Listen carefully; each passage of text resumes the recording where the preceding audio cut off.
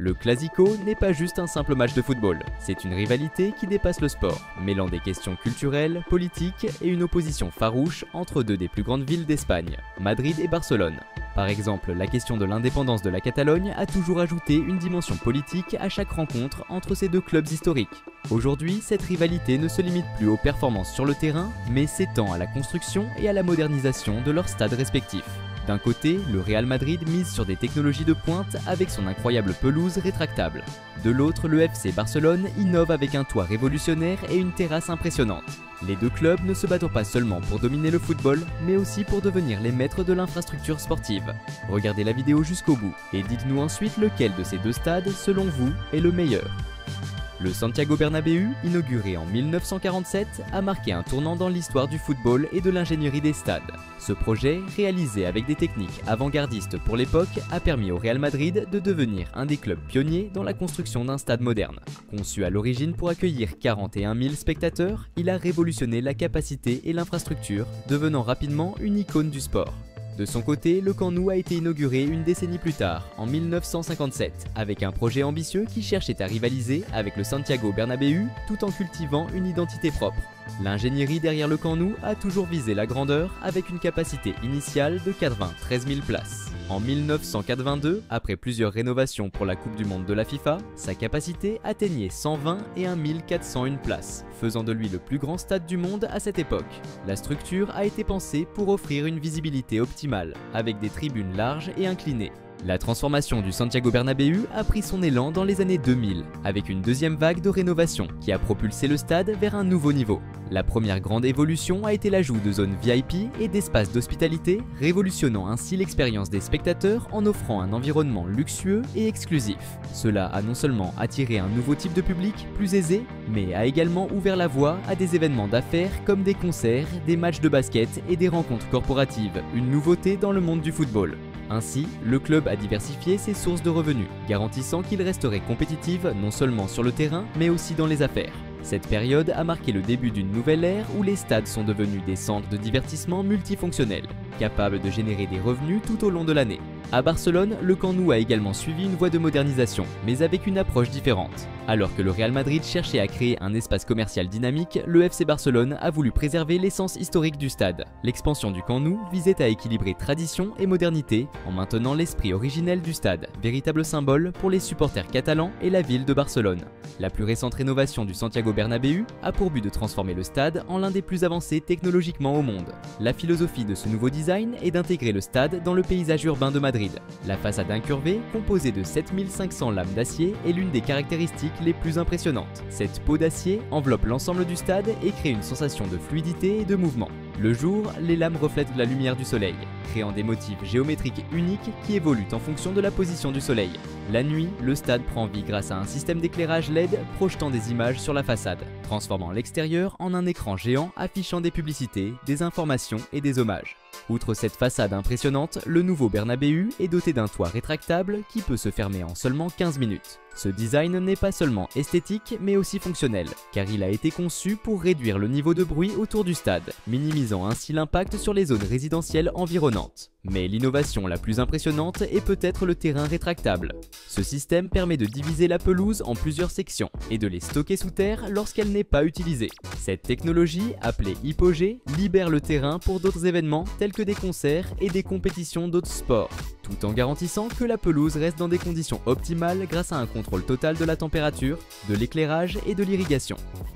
Les travaux de rénovation devaient initialement être achevés en 2022, mais le délai a été prolongé en raison de la pandémie et des difficultés d'approvisionnement en matériaux ainsi que de l'augmentation des coûts. Le budget initial a également été révisé à la hausse, le coût final du projet s'élevant désormais à 1,4 milliard d'euros, un montant impressionnant que le club pense amortir à long terme, avec un objectif de revenu d'environ 200 millions d'euros par an grâce au stade seul. Pendant ce temps, Barcelone investit également massivement dans la modernisation du Camp Nou. Après des années de difficultés financières, le club catalan voit dans la rénovation du stade une opportunité de se restructurer et de retrouver sa position sur la scène internationale. Le nouveau Camp Nou, à l'instar du Bernabéu, sera au cœur du projet SP Barça, visant à transformer l'ensemble de la zone autour du stade en un campus sportif et culturel. Ce projet comprend la construction d'un campus sportif complet avec de nouvelles boutiques, un musée agrandi et des espaces de loisirs. créant ainsi un véritable centre culturel et sportif à Barcelone. L'objectif est de revitaliser non seulement le stade, mais aussi toute la zone environnante, la transformant en un espace multifonctionnel qui attirera les touristes et les supporters tout au long de l'année. La motivation derrière cette rénovation est autant financière que sportive. Après des années de mauvaise gestion financière, marquées par le départ de Neymar pour le Paris Saint-Germain, suivi de celui de Lionel Messi, laissant le club avec des dettes colossales, le Barça voit dans l'Espe Barça une opportunité de rétablir sa stabilité financière. Le projet est estimé à 1,5 milliard d'euros, dont 900 millions seront dédiés à la rénovation du Camp Nou. Une partie de la stratégie du club inclut des initiatives créatives telles que la vente de diamants synthétiques fabriqués à partir du gazon d'origine du stade. La rénovation du Camp Nou vise à créer un stade qui s'intègre parfaitement dans l'environnement urbain de Barcelone. Le projet a pour but de préserver l'esprit méditerranéen de la ville, en utilisant la lumière naturelle et en maintenant une connexion visuelle avec les environs.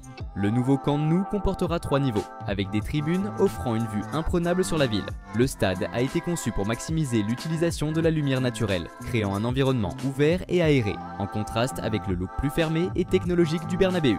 Une des innovations les plus remarquables du nouveau Camp Nou est son toit rétractable en plastique translucide. Ce matériau permet à la lumière du soleil de pénétrer dans le stade pendant la journée, et la nuit, il peut être éclairé de différentes couleurs, créant une atmosphère unique pour chaque événement.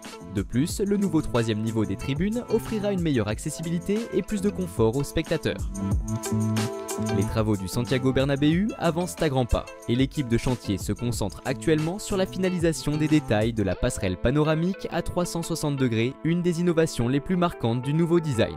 Des tests sonores sont également en cours, et une partie intéressante de ce processus est l'étude de futures améliorations acoustiques pour cette passerelle. Autour du stade, des progrès significatifs ont également été réalisés.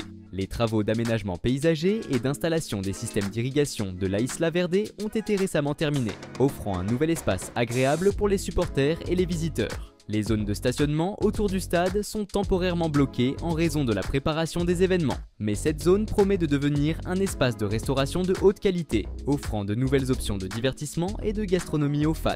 Le restaurant Puerta 57, situé dans la zone nord du stade, est également en train de recevoir les derniers ajustements avant son ouverture. Ce restaurant fait partie des nouveaux axes de développement commercial du club, visant à transformer le Santiago Bernabéu en un véritable centre de divertissement multifonctionnel. Au Camp Nou, les travaux de rénovation progressent régulièrement, avec des avancées importantes dans plusieurs parties du stade.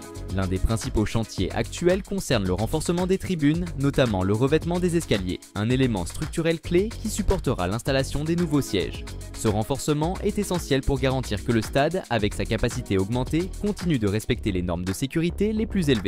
Outre l'extension des sièges, le nouveau design est axé sur l'amélioration de la visibilité et du confort des spectateurs. Les entrées et sorties des tribunes sont également modernisées pour faciliter le flux de supporters, améliorant ainsi l'expérience lors des jours de match et garantissant le respect des normes de sécurité actuelles. Dans les niveaux souterrains où se trouvent les systèmes d'infrastructures essentiels comme l'électricité, la gestion de l'eau et la ventilation, la construction reste l'un des aspects les plus complexes du projet. L'expansion des parkings, qui inclura des bornes de recharge pour véhicules électriques et des systèmes de sécurité améliorés, est un autre point crucial. Ces parkings devront accueillir efficacement le flux accru de supporters, nécessitant une planification stratégique combinée à des technologies de pointe pour assurer une circulation fluide et sûre lors des événements. Dites-nous dans les commentaires quel stade vous préférez. N'oubliez pas de liker, de vous abonner et de visionner une autre vidéo.